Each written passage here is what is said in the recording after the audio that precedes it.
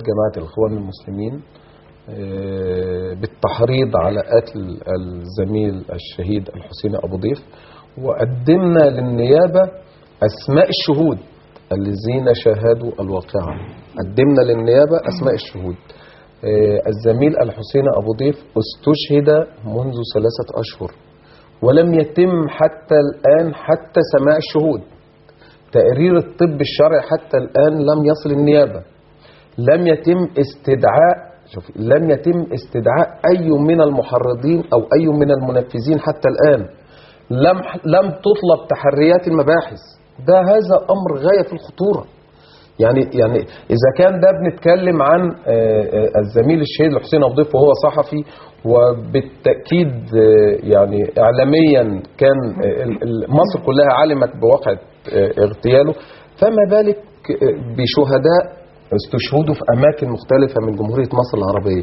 يعني نقابة الصحفيين بقوتها والإعلام المصري ومش قادرين ناخد حتى الآن مجرد إنهم يستمعوا لأقوال الشهود. يبقى هنجيب حق باقي الشهداء بإيه ازاي؟ امال بتوعدوا ده امر خطير، يعني هتقدروا تعملوا ايه؟ امر خطير. هو زميلنا ضياء رشوان اكد لي النهارده انه طلب من النائب العام استعجال التحقيقات في استشهاد الزميلين احمد محمود والحسين ابو ضيف. الزميل احمد محمود استشهاده من يوم كام؟ يوم 25 يناير، يعني من سنتين وحتى الان يعني النيابه العامه لم تخرج حتى تقول لنا ايه اللي حصل، ايه السبب، مين اللي قتله، مين ما قالتناش ولا كلمه. الناس اللي قاتلينه احمد محمود اللي هو صورهم على تليفون قدمناها في سيديهات، والنقابه قدمتها، وانا كنت عضو في المجلس في ذلك الوقت، وقدمنا للنيابه نفس القصه. زميلنا الحسين ابو ضيف قدمنا اسماء الشهود. هقول لحضرتك على حاجه، انا بعد ما اخرج من البرنامج لو رحت عملت لحضرتك محضر في اسم السادس من اكتوبر هيستدعونك بكره الصبح. ده امر طبيعي، لكن من 3 شهور ما يستدعوش حتى الشهود. لا، ده امر مقصود. الزميل الحسين ابو ضيف قتل عمدا مع سبق الاصرار والترصد، لانه كان بيوثق استخدام جماعة الإخوان المسلمين للأسلحة النارية في إطلاق الرصاص على المتظاهرين، والذين حرضوا على قتل الحسين أبو ضيف قدمنا أسمائهم للنيابة وبينهم صحفي. للأسف شديد لم يتم استدعائه حتى الآن. هذا أمر غاية في الخطورة، لأن الأمر حاليا كمان أصبح النائب العام كل قضايا الصحفيين.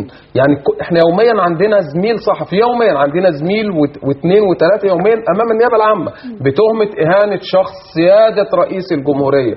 طيب احنا عندنا الحبس الاحتياطي. دي مفارقة بقى فعلا. الصحفي لما بيتقدم فيه بلاغ بيتم استدعائه فورا.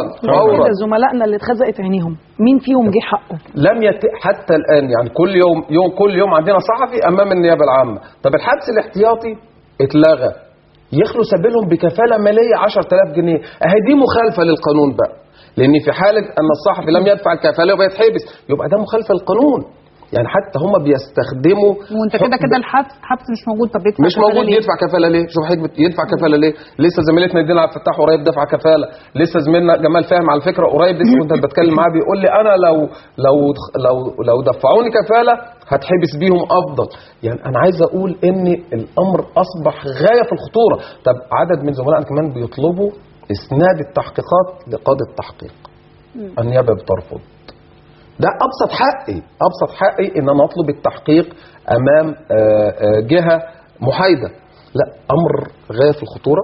أنا شايف إن الوضع بالنسبة لنا كصحفيين في الفترة المقبلة فترة صعبة جدا، لأن في استهداف واضح الصحفيين. حضرتك بتقولي ده صحفي رايح يؤدي عمله، ليه يضربوه؟ ده هم قاصدين يضربوه أصلا.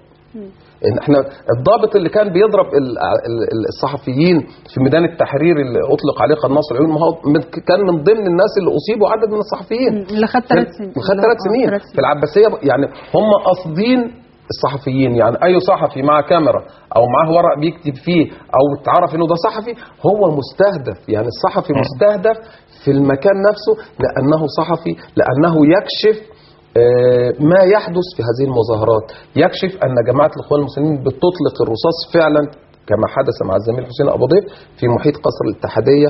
والأسف الشديد خرج علينا وزير الإعلام في ذلك الوقت بيقول إن الحسين أبو ضيف ده تابع لجماعة الإخوان المسلمين. هذا أمر غاية في الخطورة. هذا أكد في ذلك اليوم. أنا في الأول سمعت قالوا إن في 4 أو 5 استشهدوا من جماعة الإخوان المسلمين. لما قالوا الحسين أبو ضيف واحد منهم قلت لا، يبقوا الباقيين كلهم مش إخوان المسلمين.